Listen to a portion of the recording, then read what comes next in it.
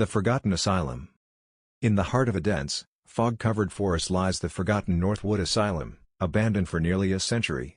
The building, once a grand institution for the mentally ill, now stands as a crumbling relic of the past. The town nearby has countless rumors about the asylum, stories of cruel experiments, patient disappearances, and strange lights seen flickering in the windows at night. Most of the townsfolk avoid it, but some speak of hearing distant screams when the wind blows just right. A group of paranormal investigators, Mark, the seasoned leader, Sarah, the skeptical historian, James, the tech expert, and Emily, the sensitive medium, are drawn to the asylum by a mysterious letter. The letter, written in an old, shaky hand, claims that the asylum holds secrets that could prove the existence of the afterlife. The letter ends with a chilling invitation: come before it's too late. The group arrives at the asylum at dusk, the sun setting behind the trees, casting long shadows on the decrepit building. Inside, the asylum is a labyrinth of decaying rooms, broken furniture, and walls covered in peeling paint and dark stains. The air is thick with dust and the scent of mildew, and every footstep echoes ominously. Emily immediately feels a heavy presence, as if the asylum is alive and watching them. As they explore, the group begins to notice strange things, old patient files that seem to have been deliberately hidden, detailing cruel and unusual treatments. They find rooms filled with restraints, and Sarah uncovers a hidden passage leading to a lower level of the building.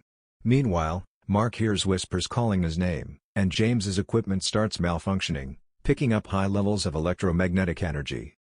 The group decides to split up to cover more ground. Emily stays behind in a room that seems particularly active, while Mark, Sarah, and James explore the hidden passage. As Emily begins her session, asking any spirits to make themselves known, she suddenly feels a cold hand brush against her cheek. The camera catches a shadow moving behind her, but when she turns, no one is there. She tries to stay calm, but the whispers grow louder, and she hears the sound of footsteps approaching, yet no one is around. In the hidden passage, Mark, Sarah, and James discover a secret ward underground. This ward was used for the most troubled patients, those subjected to inhumane experiments. They find journals from the head doctor, Dr. Mercer, detailing his obsession with finding a way to cure insanity by severing the connection between the mind and the body. He believed he could trap a person's soul in the asylum, using the patients as his test subjects.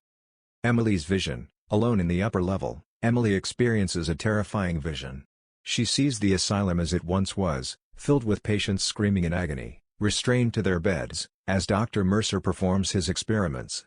The vision is so vivid that Emily is unable to tell if it's real or a hallucination. She watches as the doctor finishes his final experiment, where he traps a patient's soul in the asylum, causing the patient's body to decay rapidly.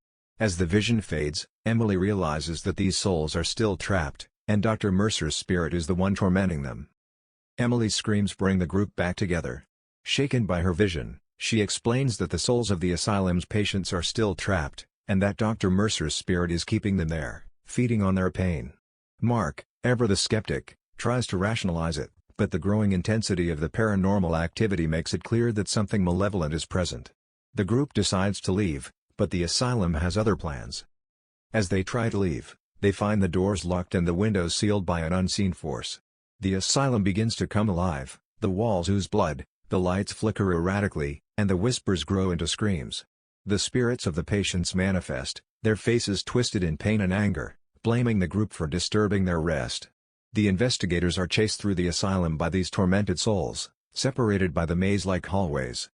Mark, now alone, stumbles upon Dr. Mercer's office, where he finds the doctor's spirit sitting at his desk, surrounded by the tortured souls of his patients. Dr. Mercer explains that he needs more souls to complete his work, and Mark's team was the perfect bait. Mark tries to fight back, but the doctor's spirit is too powerful, manipulating the environment to trap Mark.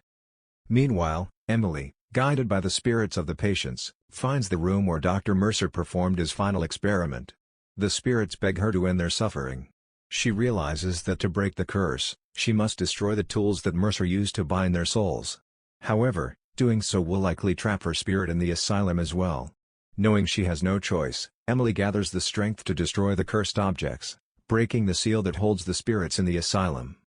As the cursed objects are destroyed, the asylum begins to collapse, the spirits finally freed from their torment. Mark, Sarah, and James manage to escape just as the building starts to cave in, but Emily is nowhere to be found. They watch from a distance as the asylum burns to the ground, leaving nothing but ashes. Months later, Mark, Sarah, and James return to the site, now an overgrown ruin. They leave flowers for Emily, feeling a strange sense of peace. As they walk away, a figure appears in the shadows, Emily, her eyes hollow, watching them with a sad smile.